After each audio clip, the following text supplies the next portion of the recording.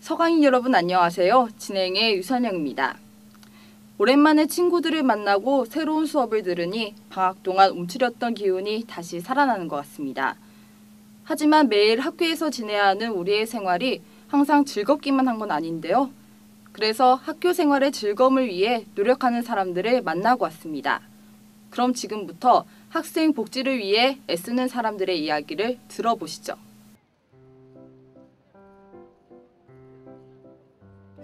가을 학기가 시작되면서 캠퍼스는 학생들의 활기로 가득 찼습니다. 하지만 학기가 시작하면서 학생들은 경제적인 고민이 생기게 되죠. 바로 새로운 수업들에 필요한 교재값과 생활비 때문입니다. 비싼 등록금을 내며 다니는 학교 생활이 경제적으로 불편함을 준다는 건 학생들의 복지 환경이 좋지 않다는 건데요. 학생들의 복지를 위해 단과 내 자체에서도 노력하고 있죠. 그래서 저희는 엠마오관 지하 108호에 위치하고 있는 드림도서관을 방문했습니다. 드림도서관은 본교 총동아리연합회에서 운영하고 있는 곳이죠. 싸이월드의 힘내라 대학생 프로젝트의 지원을 받아 시작했다고 하는데요. 저희는 드림도서관 운영을 돕고 있는 봉사자를 만나보았습니다. 동아리연합회에서 운영을 하고 있고요.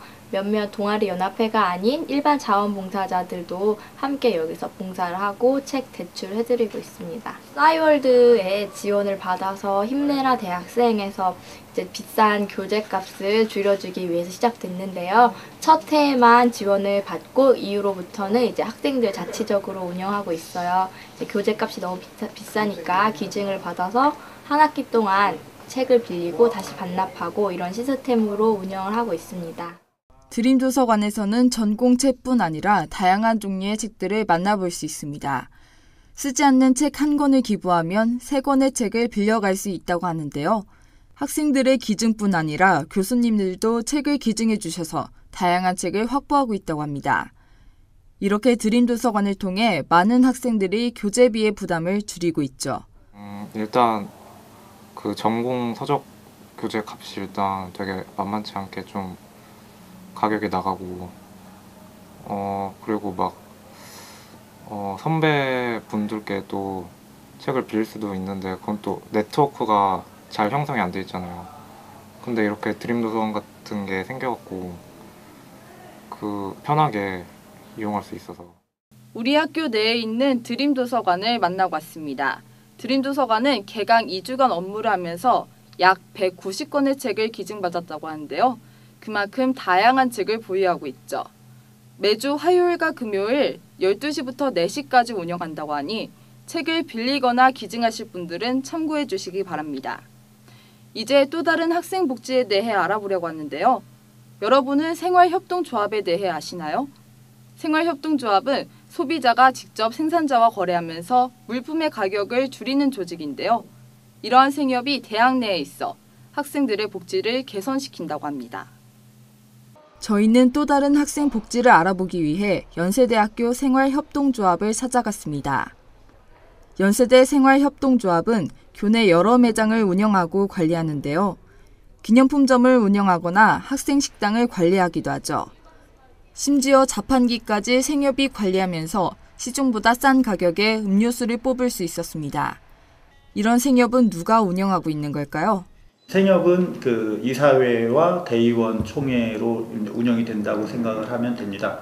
이사회와 대의원은 연세대학교를 구성하고 있는 구성원들의 대표로 이루어지고 있는데 일단 그러니까 교수, 직원, 그다음에 학부생, 대학원생 이렇게 대표자들이 모여가지고 운영이 되고 있습니다. 일단 눈에 보이는 거는 이제 물건을 판매하는 걸로 눈에 보이고 있습니다. 편의점을 운영한다든지, 커피점, 학생식당을 관리한다든지, 서점을 운영하고요, 문구점을 운영하는 이런 학내에 있는 그 복지 매장이라고 불리워지는 곳들을 학생부터 교수, 직원까지 학교를 구성하는 모두가 스스로의 복지를 위해 노력하는 곳이 생협인데요. 생협이 운영하는 카페는 질 좋은 원두커피를 값싼 가격에 제공하고 있었습니다. 학생회관 지하에 있는 서점은 그 규모가 엄청났는데요. 모두 5% 할인된 가격으로 구입할 수 있죠. 문구점도 마찬가지였는데요. 대부분의 문구가 20에서 30%의 할인 가격으로 판매되고 있었죠. 학생회관 내에는 매장뿐 아니라 학생들의 휴게 공간도 마련되어 있었습니다. 건물 내부를 생협의 수익을 통해 리모델링한 것이라고 하는데요. 생협은 다양한 것들을 학교에 제공하고 있죠. 이런 생협이 학생들에게 주는 이익은 무엇일까요? 수익이 내부화된다는데 저는 가장 큰 이익이 있다라고 생각을 합니다.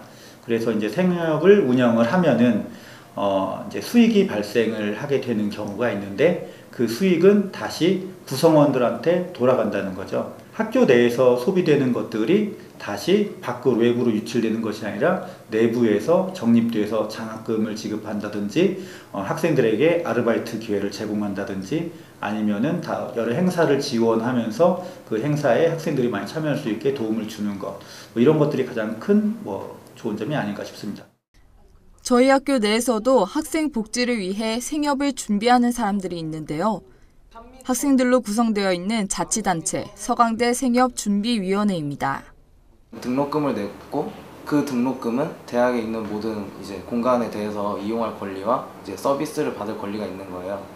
근데 이제 그렇기 때문에 이제 저희는 그러니까 외주업체나 이런 거의 운영에 대해서 참견할 수 있어야 하는데 근데 외주업체일 경우에 못하니까 생협으로 만들면 생협은 이제 소비자가 바로 생산자이자 이제 그러니까 주인이 되는 거거든요.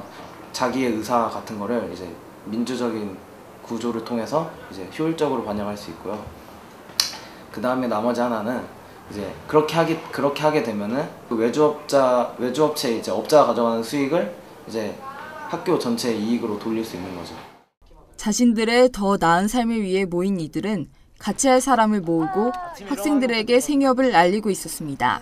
학교 내에 대자보를 붙이고 학생들에게 설문조사를 하는 등의 노력을 하고 있었는데요. 페북 계정을 통해 더 많은 학생들에게 생협을 알리고 있죠. 즐겁게 일하는 그들에게도 어려움이 있다고 하는데요. 사실 생협이라는 개념 자체가 이제 많은 사람들이 없기 때문에 경제적으로 이제 좋은 장점을 가지고 있는 것들이 전혀 많은 사람들에게 개념이 없음으로 해서 홍보를 할 때도 아주 처음부터 이제 개념에 대해서 이제 말해야 되니까 할 말이 너무 많아요.